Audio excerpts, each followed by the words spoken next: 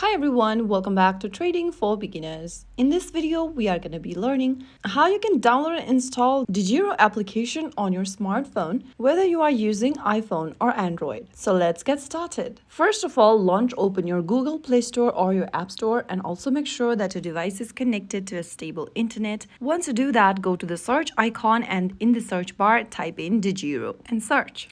Look for the DEGIRO online trading app from DEGIRO, of course, and tap on the install or the get or the cloud icon. So wait for the application. Once you do that, it will download easily and quickly depending upon your internet speed. And once the application is installed, tap on open. Right after you do that, you'll be able to see this welcome screen where you can go ahead and easily create a new account or log into your existing account. So that's how you get the DEGIRO application installed on your iPhone or Android. Now you are ready to explore investing right from your phone.